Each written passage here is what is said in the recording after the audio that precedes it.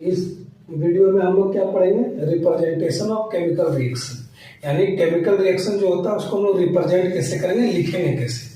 तीन फॉर्म में लिखते हैं, या तो हम लोग सेंटेंस में लिख सकते हैं कि hydrogen reacts with oxygen and forms water, ठीक है। या तो हम लोग वर्ड के फॉर्म में लिख सकते हैं, ठीक है। मतलब कि यहाँ पे हम लोग लिखेंगे हाइड्रोजन प्लस ऑक्सीजन क्या बनाता है, वाटर, ठीक है। और तीसरा क्या है, केमिकल इक्वेशन के फॉर्म में लिख सकते हैं H2 प्लस O2 क्या बनाता है, H2O, ठीक है। ये बैलेंसिंग सब बाद में देखेंगे। दूसरा क्या है कि हम लोग समझेंगे केमिकल इक्वेशन क्या होता है, ठीक है। केमिकल रिएक्शन को जब हम लोग रिप्रेजेंट करते हैं साइंस और फॉर्मूला से, उसको हम लोग केमिकल इक्वेशन करते हैं। सब हम लोग अच्छे से डिटेल में भी बाद में समझेंगे, अभी सिर्फ समझते इस वीडियो में पढ़ेंगे क्या क्या। उसके बाद क्या है कि बैलेंस्ड केमिकल इक्वेशन क्या होता है, ठीक है। एक और इसमें होता है स्केलेटल केमिकल इक्वेशन, ठीक है। वो 2 नंबर में वो पूछ सकता है एग्जाम में। और इसका बैलेंस्ड केमिकल इक्वेशन का कैरेक्टरिस्टिक क्या क्या होता है, ठीक है। यानी कि दोनों रिएक्टेंट का number of atoms in reactant side equal to number of atoms in product side, ठीक है। मास है सो जो रिएक्टेंट के साइड में होगा इक्वल टू होना चाहिए किससे, प्रोडक्ट के साइड में। ये सब आगे हम लोग देखेंगे। उसका loss involve in chemical reaction balancing, ठीक है। क्या क्या लॉ है जो केमिकल रिएक्शन में इन्वॉल्व होता है, ठीक है। मेन इसमें 2 लॉ है, कंजर्वेशन ऑफ मास, मतलब कि जितना रिएक्टेंट का जो मास है और जो प्रोडक्ट फॉर्म हुआ उसका जो मास होगा वो दोनों बराबर होना चाहिए। और एक है लॉ ऑफ इक्वल प्रोपोर्शन, ठीक है। दोनों लॉ को हम लोग देखेंगे आगे। उसके बाद ये मेन है इसमें balancing of a chemical equation, यानी कि केमिकल इक्वेशन को हम लोग बैलेंस कैसे करते हैं। हम लोगों को कोई स्केलेटल इक्वेशन दिया हुआ है, सिर्फ आउटलाइन किया हुआ है केमिकल इक्वेशन को, सही बैलेंस नहीं, उसको हम लोग बैलेंस कैसे करेंगे वो हम लोग देखेंगे, इसको डिटेल में देखेंगे। और writing symbols of physical state of reactant and product and physical condition, यानी कि कोई भी अगर यहाँ पे हम लोग H2 प्लस O2 क्या बनाता है, H2O बनाता है। हम लोग इसको क्या है, H2 किस फॉर्म में लिए थे, गैसियस फॉर्म में। ये फिजिकल स्टेट है, जो गैसियस स्टेट है क्या, फिजिकल स्टेट है। इसी तरह हम लोग क्या पढ़े थे, एक पढ़े थे ना पोटेशियम आयोडाइड का, जो हम लोग रिएक्शन किससे कराते थे, लेड नाइट्रेट से कराते थे। क्या बनता था यहाँ पे, पोटेशियम नाइट्रेट बनता था और लेड आयोडाइड बनता था। लेड आयोडाइड किस फॉर्म में रहता था, सॉलिड फॉर्म में रहता था।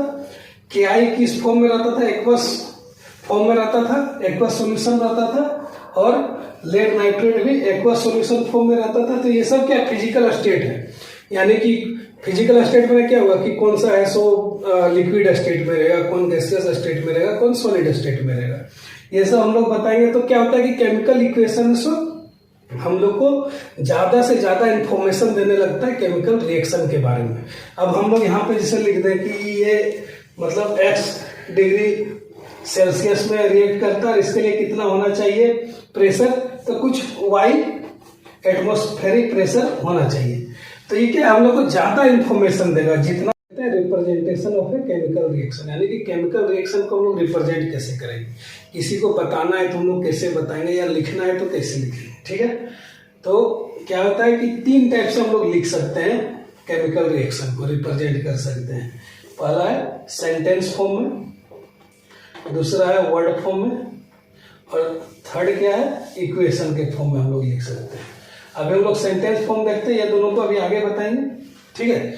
तो अब क्या है कि जब हम लोग केमिकल रिएक्शन को सेंटेंस के फॉर्म में लिखते हैं तो कैसे लिखते हैं, sodium chloride reacts with silver nitrate to produce silver chloride and sodium nitrate, ठीक है। इस सेंटेंस के फॉर्म में पूरा केमिकल रिएक्शन लिखा हुआ है, इसलिए इसको क्या बोलते हैं कि ये सेंटेंस फॉर्म में रिप्रेजेंटेशन है किसका, केमिकल रिएक्शन का, ठीक है। इसमें प्रॉब्लम क्या है कि हम लोग जैसे पहले लिखते थे, अभी हम लोग जैसे बोलेंगे कि hydrogen reacts with oxygen to form water, ठीक है।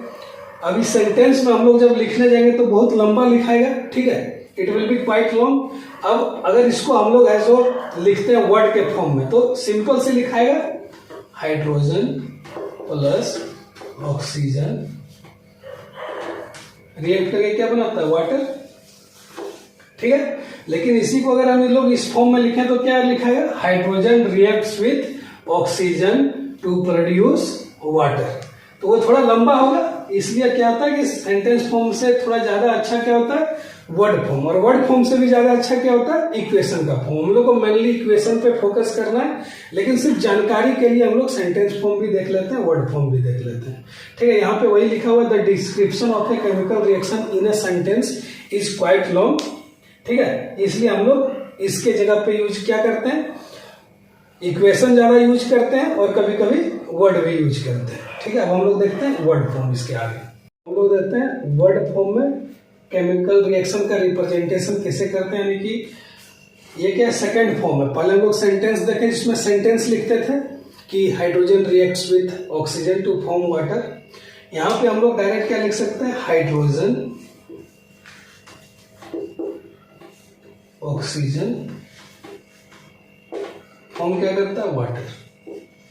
हम लोग किस फॉर्म में लिख रहे हैं, वर्ड के फॉर्म में लिख रहे हैं, तो इसीलिए केमिकल रिएक्शन का रिप्रेजेंटेशन वर्ड के फॉर्म में है, ठीक है। ये दोनों इसका एग्जांपल है, sodium chloride plus silver nitrate क्या बनाता है, सिल्वर क्लोराइड बनाता है और सोडियम नाइट्रेट बनाता है, ठीक है। इसी तरह सिल्वर नाइट्रेट जब कॉपर से रिएक्शन करता है, ठीक है, कॉपर नाइट्रेट बनाता है और सिल्वर मेटल बनाता है, ठीक है। तो ये हम लोग वर्ड में लिख रहे हैं, इसलिए इसको बोलते हैं वर्ड फॉर्म का केमिकल रिएक्शन का रिप्रेजेंटेशन। अब यहाँ पे क्या है कि जो लेफ्ट हैंड साइड में लिखा हुआ रहेगा, लेफ्ट हैंड साइड में तो मेरा, हम जिसे यहाँ पे लिख रहे हैं तो मेरा लेफ्ट हैंड साइड इस साइड होगा, तो एरो साइन के जो लेफ्ट हैंड साइड में होगा वो होगा रिएक्टेंट, ठीक है। रिएक्टेंट क्या होता है, ये reactants are the substances which undergoes chemical change, ठीक है। जिन दोनों के बीच में रिएक्शन हुआ उसको हम लोग क्या बोलेंगे, रिएक्टेंट बोलेंगे, ठीक है। एरो के राइट साइड में होता है प्रोडक्ट, ठीक है। एरो के राइट साइड में क्या होता है, प्रोडक्ट होता है। जब रिएक्शन हो गया, एक या एक से ज्यादा सब्सटेंस के बीच में जब रिएक्शन हुआ और जो हम लोग को ये प्रोडक्ट मिला उसको हम लोग एरो के राइट साइड में लिखते हैं, ठीक है। अब इसका प्लस साइन देते हैं, जैसे अगर एक से ज्यादा, जैसे 2 या 2 से ज्यादा जब सब्सटेंस है वो केमिकल रिएक्शन उन लोगों के बीच में हो रहा है, तो हम लोग क्या करते हैं, प्लस साइन से दिखाते हैं कि 2 सब्सटेंस सोडियम क्लोराइड और सिल्वर नाइट्रेट है, सो केमिकल रिएक्शन में पार्टिसिपेट किया, यानी कि सिल्वर नाइट्रेट और सोडियम क्लोराइड के बीच में रिएक्शन हुआ है, ठीक है। इसी तरह एरो बताता है कि रिएक्शन का डायरेक्शन क्या है, यानी कि रिएक्शन किन दोनों के बीच में हुआ और क्या बना, उसके बाद ये रिएक्शन बताएगा कि जब सोडियम क्लोराइड और सिल्वर नाइट्रेट रिएक्शन किया तो बनाता है सिल्वर क्लोराइड और सोडियम नाइट्रेट। तो एरो है सो वो बताता है हम लोग को डायरेक्शन ऑफ रिएक्शन, ठीक है। प्लस साइन हम लोग दिखाते हैं ताकि हम लोग सेपरेट कर सकें 2 सब्सटेंस को जो केमिकल रिएक्शन में पार्टिसिपेट कर रहा है, और जो प्रोडक्ट, अगर 2 प्रोडक्ट बन रहा है तो उसको भी हम लोग प्लस के साइन से दिखाते हैं कि 2 प्रोडक्ट बन रहा है। अब यहाँ पे एक चीज और हम लोग क्या करते हैं, यहाँ पे ये राइट साइड में हम लोग प्रोडक्ट लिखते हैं, लेफ्ट साइड में हम लोग रिएक्टेंट लिखते हैं। अगर सिंगल एरो है, सिंगल एरो क्या बताता है कि ये इरिवर्सिबल रिएक्शन है, यानी कि ये रिएक्शन है सो इरिवर्सिबल है, यानी कि इसको हम लोग रिवर्स नहीं कर सकेंगे, यानी कि कॉपर नाइट्रेट और सिल्वर लेके हम लोग फिर से सिल्वर नाइट्रेट और कॉपर नहीं बना सकेंगे।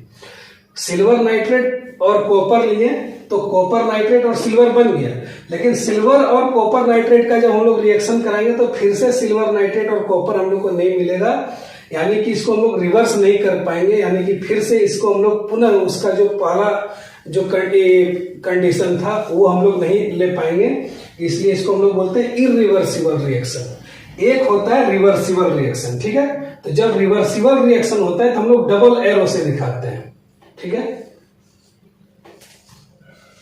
हम लोग डबल एरो से दिखाते हैं तो उसको बोलते हैं रिवर्सिबल रिएक्शन, यानी कि जब हम लोग जो पहले हम लोग जैसे A प्लस बी लिए और जब रिएक्शन हुआ तो C प्लस डी बना, ठीक है। तो जब हम लोग A प्लस बी लिए रिएक्शन करके C प्लस डी बना, और अगर ये रिवर्सिबल है तो क्या हुआ, C प्लस डी भी लेंगे तो ये फिर रिएक्शन करके हम लोग को A+B हम लोग को मिल जाएगा। लेकिन अगर इरिवर्सिबल रिएक्शन है, हम लोग लिए X+Y और बनाता है ये A+B, ठीक है। जब हम लोग X और Y दो रिएक्टेंट लिए और रिएक्शन करके बनाया A+B, और ये अगर इरिवर्सिबल है, इरिवर्सिबल, तो A+B है, सो कभी भी रिएक्शन करके X+Y नहीं बनाएगा, ठीक है। तो यही होता है रिवर्सिबल।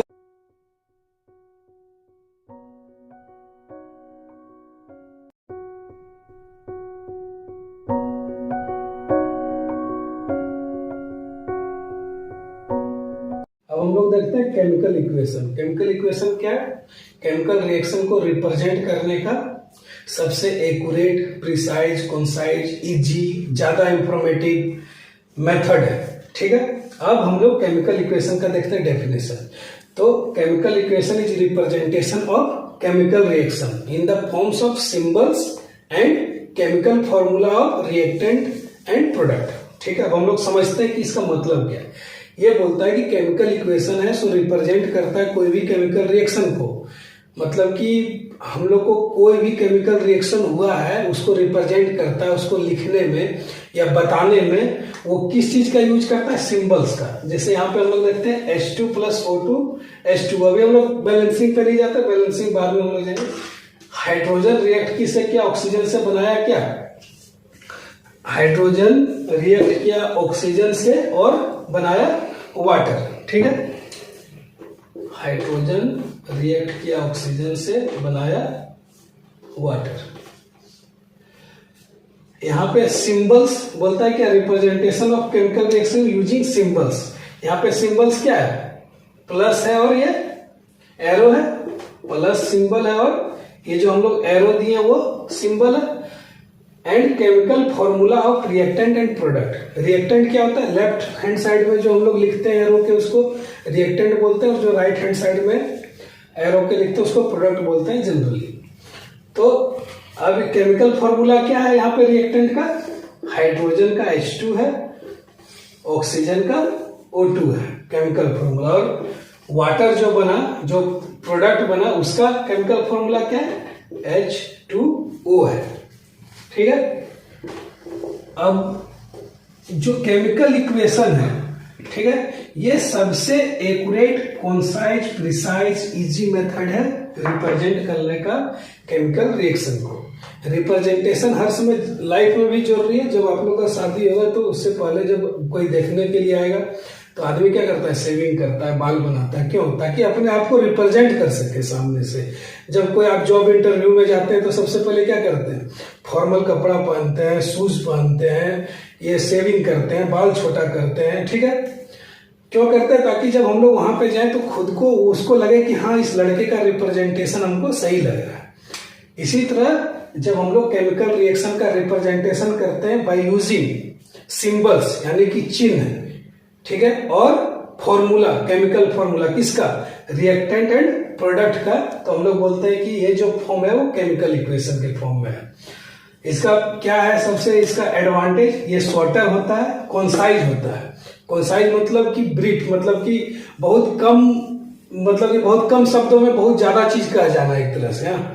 कंसाइज होता है, मोर इंफॉर्मेटिव होता है, ज्यादा ये इंफॉर्मेशन इसके थ्रू हम लोग जान सकते हैं केमिकल रिएक्शन में क्या क्या हुआ। जैसे हम लोग यहाँ पे देखते हैं NaCl, सोडियम क्लोराइड जब रिएक्शन करता है किससे? AgNO3 सिल्वर नाइट्रेट से क्या बनाता है? सिल्वर क्लोराइड बनाता है और सोडियम नाइट्रेट बनाता है। ये कितना, ये जितना भी हम लोग पहले लिखते थे, इससे पहले भी हम लोग ये रिएक्शन को लिख चुके हैं सेंटेंस फॉर्म में, वर्ड फॉर्म में। वो सब क्या था? इससे ज्यादा लेंथी था, ठीक है, और इससे कम इंफॉर्मेटिव था। क्यों कम इंफॉर्मेटिव था? इसे क्यों? इसमें ज्यादा इंफॉर्मेशन हम लोग को मिलेगा, ज्यादा सूचना मिलेगा, ज्यादा नॉलेज मिलेगा। क्यों मिलेगा? देखते हैं। यहाँ पे सबसे पहले हम लोग को कंपोजिशन मालूम चलता है किसका? सोडियम क्लोराइड का।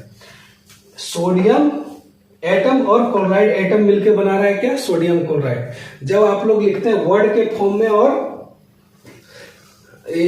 सेंटेंस के फॉर्म में तो ये इंफॉर्मेशन नहीं मिलता है। फिर हम लोग यहां देखते हैं sodium silver nitrate AgNO3। Silver nitrate किस किस किस किस चीज से मिलके बना हम लोग को मालूम चलता है। सबसे पहले सिल्वर Ag से, नाइट्रोजन N से, ऑक्सीजन O से मिलके बना है। इसमें सिल्वर का एक एटम है, नाइट्रोजन का एक एटम है, ऑक्सीजन का 3 एटम है। इससे मिलके क्या बना है, सिल्वर नाइट्रेट। ये जब रिएक्शन करता है तो बनाता है क्या, silver chloride AgCl। Silver chloride में क्या है, एक क्लोरीन का एटम है, एक सिल्वर का एटम है और सोडियम नाइट्रेट बनता है। सोडियम नाइट्रेट में एक सोडियम का एटम है, एक नाइट्रोजन का है और 3 ऑक्सीजन का है। इतना इंफॉर्मेशन हम लोग को ना सेंटेंस वाले फॉर्म में मिलता था ना वर्ड वाले फॉर्म में मिलता था। इसलिए ये सबसे बेटर वे है रिप्रेजेंट करने का केमिकल रिएक्शन को, ठीक है। और आपको जब भी बैलेंसिंग करना पड़ेगा तो यही फॉर्म यूज करना पड़ेगा, केमिकल इक्वेशन। और ये मोस्ट ऑफ द टाइम यही हम लोग यूज करते हैं पूरे लाइफ में। जब भी आगे भी पढ़िएगा, जब आप बीएससी पढ़िएगा, इंजीनियरिंग कीजिएगा, तो यही फॉर्म में हम लोग सब लिखते हैं ताकि हम लोग का ये ज्यादा इंफॉर्मेटिव हो, इजी हो लिखने में, इसको बैलेंस करने में आसान हो, हम लोग को मालूम चले कि क्या क्या प्रोडक्ट बना है। और इसमें हम लोग आराम से यहाँ फिजिकल स्टेट लिख सकते हैं, इसका क्या है, सोडियम क्लोराइड किस स्टेट में है, AgNO3 किस स्टेट में है, ये सब हम लोग यहाँ पे बता सकते हैं। तो ये क्या होगा, और ज्यादा इंफॉर्मेटिव हो जाएगा। ये सब आगे बताएंगे, जब रूल बताएंगे इसका लिखने का, उस समय आप लोग को बताएंगे कि इस सब में कैसे सब चीज लिखते हैं, ठीक है। तो केमिकल इक्वेशन ये होता है। इसका रूल देखते हैं हम लोग, देखते हैं rules of writing chemical equation, ठीक है। मतलब कि हम लोग केमिकल इक्वेशन को कैसे लिखेंगे। केमिकल इक्वेशन क्या है, केमिकल रिएक्शन का रिप्रेजेंटेशन है। तो इसका रूल्स क्या है कि जब हम लोग रिएक्टेंट लिखते हैं, रिएक्टेंट क्या होता है, जो सब्सटेंस केमिकल चेंज जिसमें केमिकल चेंज होता है, जो सब्सटेंस में केमिकल चेंज होता है, उसको हम लोग रिएक्टेंट बोलते हैं। उसको हम लोग लेफ्ट हैंड साइड में लिखते हैं, ठीक है। लेफ्ट हैंड साइड में, एरो के लेफ्ट हैंड साइड में लिखते हैं, ठीक है। लेफ्ट हैंड साइड में हम लोग रिएक्टेंट लिखे। तो ये क्या है, ये रिएक्टेंट है, नाइट्रोजन एंड हाइड्रोजन। अब क्या है कि प्रोडक्ट को हम लोग किस साइड में लिखते हैं, प्रोडक्ट को हम लोग लिखते हैं राइट हैंड साइड में। तो ये क्या है, प्रोडक्ट है।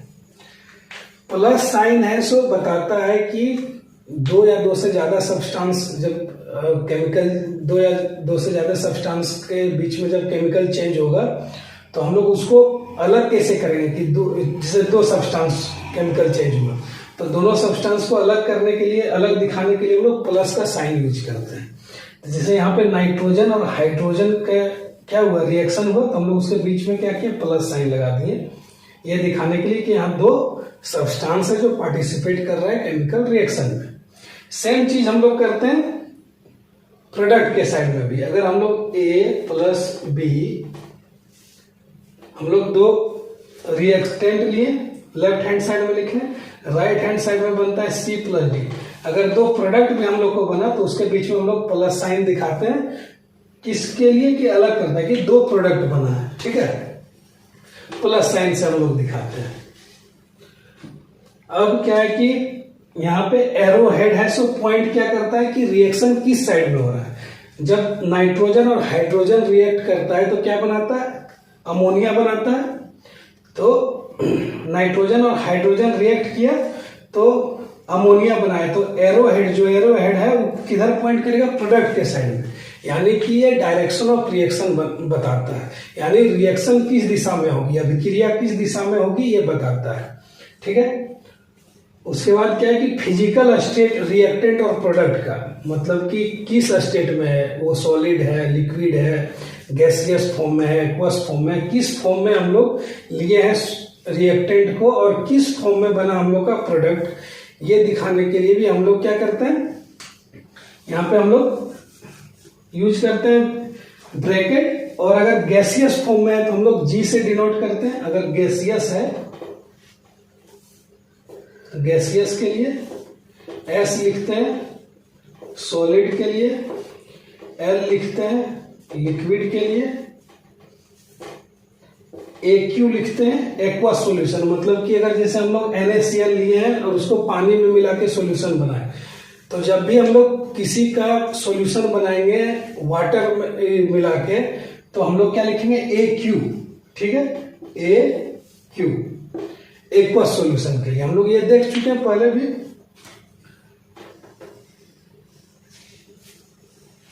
तो ये हम लोग का क्या है, रिप्रेजेंटेशन होता है। जी लिखे हैं यहाँ पे, यानी कि नाइट्रोजन है सो गैसियस फॉर्म में है। जी लिखे हैं हाइड्रोजन के बाद भी, यानी कि हाइड्रोजन भी एक किस फॉर्म में है, गैसियस फॉर्म में है। और जो अमोनिया बना NH3 उस किस फॉर्म में बना, गैसियस फॉर्म में बना। उसके बाद फिजिकल कंडीशन, यानी कि टेम्परेचर क्या है, ठीक है, उसका प्रेशर क्या है, क्या हम लोग कोई कैटलिस्ट यूज किए हैं। कैटलिस्ट मतलब कि रिएक्शन को या तो स्लो करने के लिए या तो फास्ट करने के लिए हम लोग कैटलिस्ट का यूज करते हैं। तो हम लोग जितना भी चीज यहाँ पे जो भी फिजिकल कंडीशन यूज हुआ है इस रिएक्शन में, वो हम लोग एरो पे लिख सकते हैं। जैसे नाइट्रोजन और हाइड्रोजन रिएक्ट किया 450 डिग्री सेल्सियस पे, और एटमॉस्फेरिक प्रेशर कितना था, 700 atm एटमॉस्फेरिक प्रेशर था, तो बनाता है अमोनिया। तो इस तरह हम लोग केमिकल इक्वेशन को लिखते हैं, यही इसका रूल है। ठीक है, अब हम लोग लॉ देखते हैं क्या है केमिकल इक्वेशन का लॉ। अब हम लोग देखते हैं लॉ ऑफ केमिकल रिएक्शन, यानी कि केमिकल रिएक्शन जो हो रहा है उसमें कौन सा नियम है जो फॉलो होता है। ठीक है, मेनली दो यहाँ पे हम लोग लॉ देखेंगे, एक है law of conservation of mass और एक क्या है, लॉ ऑफ डेफिनिट प्रोपोर्शंस। ठीक है, ये दोनों लॉ हम लोग देखेंगे, समझेंगे कि इसका केमिकल रिएक्शन में कहाँ पे यूज होता है। तो law of conservation of mass क्या बोलता है, मास can neither be created nor be destroyed in a chemical reaction. मतलब कि जो मास हम लोग लिए हैं वो सेम ही रहेगा रिएक्शन होने के बाद भी, यानी कि रिएक्टेंट का जो मास है और प्रोडक्ट का जो मास होगा वो बराबर होगा। तभी तो हम लोग बोल सकते हैं कि मास है सो माने कि घटा बढ़ा नहीं। ठीक है, डिस्ट्रॉयड नहीं हुआ, यानी कि घटा बढ़ा नहीं, मास है सो सेम ही रहा। जो पहले वजन था रिएक्टेंट का, और जब हम लोग का प्रोडक्ट बना उसका जब हम लोग वजन है सो लिए, तो दोनों का मास है सो इक्वल है। ठीक है, total mass of reactant equal to total mass of product. इसके लिए सिंपल हम लोग रिएक्शन करते हैं। ठीक है, कौन सा रिएक्शन करते हैं, हम लोग किए थे कौन सा, पोटेशियम आयोडाइड का जब रिएक्शन कराए थे लेड नाइट्रेट से। ठीक है, तो क्या बना था वहां पे हम लोग का, पोटेशियम नाइट्रेट बना था और लेड आयोडाइड बना था। ठीक है, हम लोग एक बीकर लिए, इसमें हम लोग क्या ले लिए, पोटेशियम आयोडाइड। इसको हम लोग इसका वेट निकालते हैं कितना होगा, सपोज करते हैं कि ये 0.5 kg आया। ठीक है, दूसरा बीकर लेते हैं, इसमें हम लोग क्या लेते हैं, लेड नाइट्रेट लेते हैं। इसका जब हम लोग वजन निकालते हैं तो क्या आएगा, 0.7 kg आया। अब इन दोनों को हम लोग क्या किए, एक बड़ा सा बीकर लिए जो आइसोलेटेड है, मतलब हम लोग इसको क्या किए, ऊपर से ढक दिए। यहाँ पे हम लोग डालें लेड नाइट्रेट डालें और पोटेशियम आयोडाइड डालें। ठीक है, इसका कलर क्या हो जाएगा, येलो कलर का हो जाएगा। ठीक है, वो येलो कलर किस कारण से होता है, लेड आयोडाइड जो बनता है उसके कारण से होता है, प्लस क्या बनता है, पोटेशियम नाइट्रेट बनता है। इसका जब हम लोग वेट करेंगे तो ये कितना होगा, 1.2 kg होगा। क्यों, 0.5 प्लस 0.7 1.2 kg होता है, तो ये भी 1.2 kg होगा। हम लोग जब माप के देखेंगे तो ये रिएक्शन से हम लोग क्या बोल सकते हैं कि मास can neither be created nor be destroyed in a chemical reaction when the reaction is occurring in isolated system. Isolated system simple चीज, आइसोलेटेड सिस्टम एक ऐसा सिस्टम है जो मास को अंदर बाहर नहीं जाने दे, मतलब बाहर से कोई चीज अंदर नहीं आ सके, मास भी अंदर का जो भी चीज है वो बाहर नहीं जा सके। ठीक है, उसको हम लोग क्या बोलते हैं, आइसोलेटेड सिस्टम बोलते हैं। ठीक है, लेकिन क्या है कि मास है सो ट्रांसफर हो सकता है। ट्रांसफर हो सकता है मतलब यहाँ हम लोग क्या लिए थे, पोटेशियम आयोडाइड लिए थे और लेड नाइट्रेट लिए थे। यहाँ हम लोग को क्या मिल रहा है, लेड आयोडाइड मिल रहा है और पोटेशियम नाइट्रेट मिल रहा है। तो ये क्या होगा, ट्रांसफर तो हो सकता है, मास ट्रांसफर हो सकता है, लेकिन डिस्ट्रॉय नहीं होगा। जब हम लोग टोटल मास ऑफ रिएक्टेंट्स करेंगे और टोटल मास ऑफ प्रोडक्ट करेंगे तो हम लोग देखेंगे कि सेम है। तो ये क्या है, law of conservation of mass. ठीक है, इसको कौन दिया था, एंटोइन लवेजियर दिया था। अब हम लोग देखते हैं law of definite proportion. Law of definite proportion क्या बोलता है कि कोई भी कंपाउंड किससे बना हुआ है, एलिमेंट से बना हुआ है, ठीक है। कोई भी कंपाउंड दो या दो से ज्यादा एलिमेंट से बना हुआ है, तो जब हम लोग उसका रेशियो निकालते हैं कि कंपाउंड का जो मास है, ठीक है, और हम लोग जो जैसे कि यहां पे है CH4, ठीक है, या हम लोग देते हैं H2O, सिंपल एक एग्जांपल लेते हैं H2O, ठीक है। यहां पे हम लोग जब इसका ये क्या है, H2O वाटर है, कंपाउंड है, किस किस एलिमेंट से बना है, हाइड्रोजन और ऑक्सीजन से बना है, ठीक है। जब हम लोग हाइड्रोजन का एटॉमिक मास लेते हैं तो हाइड्रोजन का कितना होता है, एटॉमिक मास 1/2, यानी कि यहां पे हो गया हाइड्रोजन का, वाटर कंपाउंड में हाइड्रोजन का मास कितना हुआ, 2 हुआ, और हम लोग जानते हैं ऑक्सीजन का कितना होता है, एटॉमिक मास 16 होता है, तो 2 × 16। इसको जब हम लोग और ज्यादा सिंप्लीफाई करते हैं तो क्या होगा, 1 × 8 होगा, कैसे, 2/16, 1/8, तो इसको 1:8 लिख सकते हैं। अब वाटर है, सो हम लोग किसी भी रिसोर्स से लिए हैं, यानी कि हम लोग अगर लैब में भी वाटर बनाए हैं या घर का कुआं से वाटर लिए हैं या तो हम लोग कहीं से भी बाहर से सप्लाई वाला पानी लिए हैं, सबका जब हम लोग निकालेंगे, उस सबका प्रोपोर्शन निकालेंगे हाइड्रोजन और ऑक्सीजन का, तो हर समय 1:8 ही होगा। यानी कि कोई भी कंपाउंड का रिसोर्स कुछ भी हो, कहीं से भी, या तो उसको हम लोग सिंथेसिस या तो लैब में बनाए हुए हैं या तो उसको नेचुरल सोर्स से हम लोग ले रहे हैं, लेकिन उसका जो रेशियो होगा एलिमेंट का जिससे वो कंपाउंड बना है, वो एक डेफिनेट प्रोपोर्शन में ही होगा, ठीक है। इसी को हम लोग क्या बोलते हैं, law of definite proportions. Compounds are composed of 2 or more elements in the same proportion irrespective of whether the compound came from or who prepared it, ठीक है। यह है लॉ ऑफ डेफिनेट प्रोपोर्शंस। अब हम लोग देखते हैं बैलेंस्ड इक्वेशन क्या होता है और स्केलेटल इक्वेशन क्या होता है।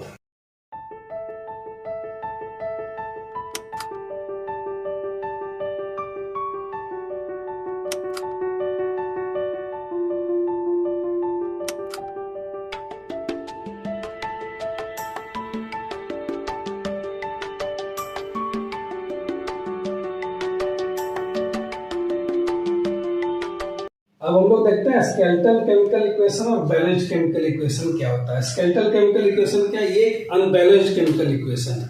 जनरली जैसे हम लोग केमिकल रिएक्शन को रिप्रेजेंट जब वर्ड के फॉर्म में करते हैं, यानी कि जैसे हम लोग लिखते हैं मैग्नीशियम प्लस ऑक्सीजन, क्या होता है, मैग्नीशियम ऑक्साइड, ठीक है। इसको जब हम लोग लिखते हैं केमिकल फॉर्मूला यूज करके और ये अनबैलेंस्ड हो, तो हम लोग क्या बोलते हैं कि ये जो है सो स्केलेटल केमिकल इक्वेशन है। इसी का अपोजिट क्या होता है, बैलेंस्ड केमिकल इक्वेशन। स्केलेटल होता है अनबैलेंस्ड। जैसे यहाँ पे मैग्नीशियम का एक एटम है, यहाँ पे भी एक एटम है, यहाँ पे ऑक्सीजन का 2 एटम है और यहाँ पे एक ही एटम है, तो ये क्या बैलेंस नहीं है, यानी कि ये क्या स्केलेटल केमिकल इक्वेशन है। जब हम लोग बैलेंसिंग सीखेंगे तो हम लोग एक्चुअली सीखते हैं कि स्केलेटल केमिकल इक्वेशन को हम लोग कैसे बैलेंस्ड केमिकल इक्वेशन में बनाएं, ठीक है।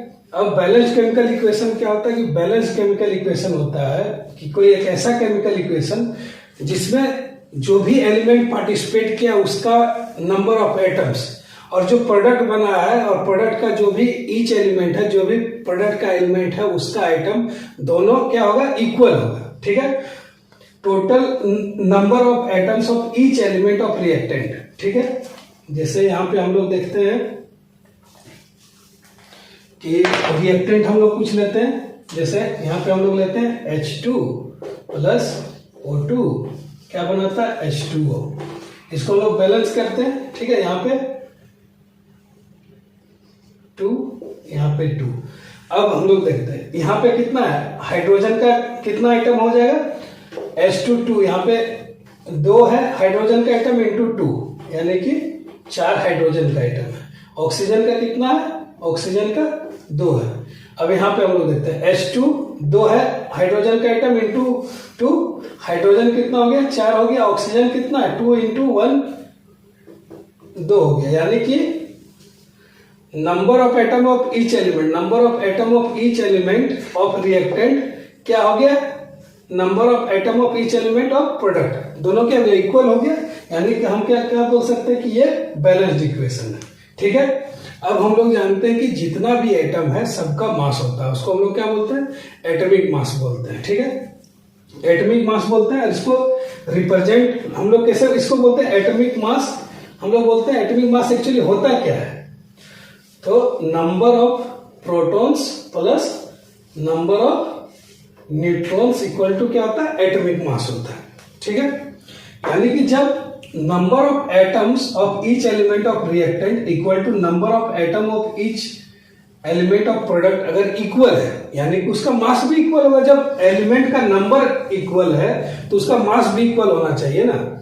अब हम लोग यहां पे देखते हैं सेम चीज, H2 प्लस O2 क्या बनाता है, 2H2O। ठीक है, यहां पे हो जाएगा 2, यानी कि अब हम लोग इसका देखे थे पहले एटम बराबर था, यहाँ पे हाइड्रोजन का 4 एटम है, यहाँ पे भी हाइड्रोजन का 4 एटम है, 4 एटम है, यहाँ पे ऑक्सीजन का 2 एटम है, यहाँ पे भी ऑक्सीजन का 2 एटम है। अब जब इसका एटम जब बराबर है तो जितना भी एलिमेंट है उसका एटॉमिक मास सेम होगा। ठीक है, तो अब हम लोग क्या बोल सकते हैं, यहाँ पे हम लोग बोल सकते हैं कि अगर इसका एटम बराबर है तो यानी कि इसका एटॉमिक मास यानी कि मास भी क्या होगा, बराबर होगा, यानी कि mass of the reactant is equal to mass of products, क्योंकि एटम इसका अगर इसका एटम बराबर था सभी एलिमेंट का तो इसका मास भी बराबर होना चाहिए। अब एटॉमिक मास यूनिट हम लोग जानते हैं, हाइड्रोजन का एटॉमिक मास यूनिट कितना होता है, 1 होता है। ठीक है, तो यहां पे हम लोग कैलकुलेट करते हैं 2H2 है। ठीक है, यानी कि कितना हो गया, 1 इंटू 2 इंटू 2 4 प्लस ऑक्सीजन का कितना होता है एटॉमिक मास यूनिट 16 होता है, एटॉमिक मास कितना होता है उसका 16 होता है, यानी कि यहां हो गया 16 इंटू 2 32, यानी कि 4 प्लस 32 इक्वल टू 36। किस साइड में हुआ, रिएक्टेंट साइड में हुआ। इसका हम लोग कैलकुलेट कर लिया, मास 36 है। अब इस साइड में हम लोग देखते हैं H2O का, हाइड्रोजन का कितना हुआ 1 और यहां पे कितना है 2 प्लस ऑक्सीजन का कितना है 16, यानी कि 2 प्लस 16 कितना हो गया 18, और यहां पे क्या था, आगे 2 था, सब जगह हम लोग 2 से क्या करते हैं, मल्टीप्लाई कर देते हैं इक्वल टू 36। तो हम लोग का रिएक्टेंट भी 36 था और प्रोडक्ट भी क्या हो गया 36 हो गया, यानी कि मास भी जो है रिएक्टेंट का जितना मास होगा उतना ही प्रोडक्ट का भी मास होगा। तो हम लोग क्या बोल सकते हैं कि ये जो इक्वेशन है ये बैलेंस्ड इक्वेशन है। ठीक है, अब हम लोग यहां पे देखते हैं CH4 plus 2O2 CO2 plus 2H2O। अब हम लोग इसका कैलकुलेट करते हैं कि मास, पहले तो हम लोग देखते हैं कि ये बैलेंस्ड है कि नहीं है। ठीक है, कार्बन का यहाँ पे 1 एटम है, इस साइड में देखते हैं कार्बन का 1 एटम है, हाइड्रोजन का 4 एटम है, CH4 है तो हाइड्रोजन का 4 एटम है, यहाँ पे 2H2 तो यहाँ पे 2 एटम है इंटू 2 हुआ तो 4 एटम, यहाँ पे भी हाइड्रोजन का आते हैं ऑक्सीजन पे, ऑक्सीजन का यहाँ पे 2 एटम है इंटू 2 4 एटम है, यहाँ पे ऑक्सीजन का 2 एटम है और यहाँ पे ऑक्सीजन का 2 एटम है, तो कितना हो गया 4 एटम, यानी कि दोनों साइड का जो एटम है ईच एलिमेंट का वो क्या है इक्वल है, यानी कि ये बैलेंस्ड है। अब इसको मास के टर्म में देखते हैं। ठीक है, कार्बन का कितना होता है मास 12 प्लस हाइड्रोजन का कितना होता है 1 इंटू 4 इंटू 4 क्यों किया, क्योंकि यहाँ 4 एटम है। ठीक है, 12 प्लस 1 इंटू 4 प्लस ये सबको हटा देते हैं, अच्छे से ये समझाते हैं।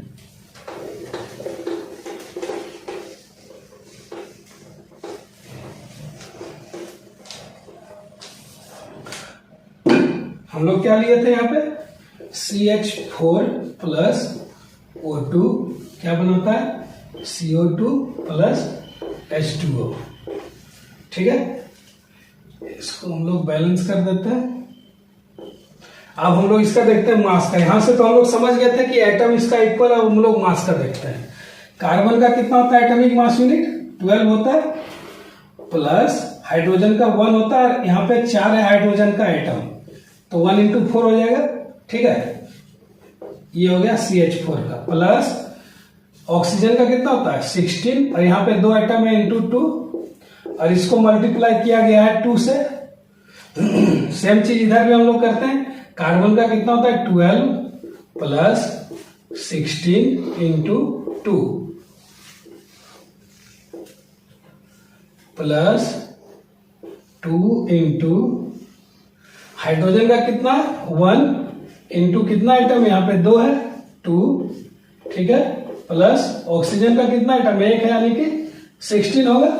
अब इसको हम लोग सॉल्व करते हैं, तो 12 प्लस 1 इंटू 4 कितना होता है 4, प्लस 2 इंटू 16 इंटू 2 कितना होता है 32। सेम चीज इधर करते हैं, 12 प्लस 16 इंटू 2 कितना होता है 32, प्लस 2 इंटू 1 इंटू 2 कितना होता है 2, प्लस 16। सॉल्व करते हैं, 12 प्लस 4 क्या होता है 16, प्लस 2 इंटू 32 कितना होता है 64, 12 प्लस 32 कितना होता है 44, प्लस 16 प्लस 2 18 इंटू 2 36, 16 प्लस 64 कितना होता है 80,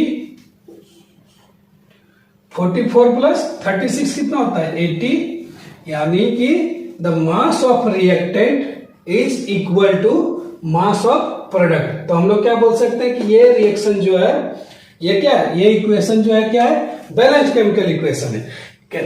बैलेंस केमिकल इक्वेशन के लिए हम लोग को क्या चाहिए, बैलेंस केमिकल इक्वेशन के लिए जो number of atoms of each element of reactant equal to number of atom of each element of product होना चाहिए।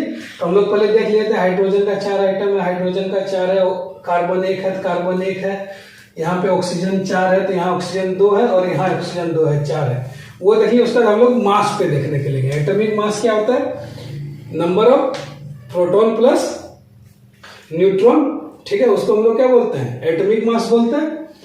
हम लोग जान रहे हैं कार्बन का एटॉमिक मास कितना होता है 12 होता है। इस तरह लेके जब हम लोग कैलकुलेट किए, इधर भी 80 आया और इधर भी 80 आया, ठीक है। तो हम लोग क्या बोल सकते हैं कि total mass of reactant equal to total mass of product. तो क्या होगा, ये इक्वेशन बैलेंस्ड होगा, ठीक है।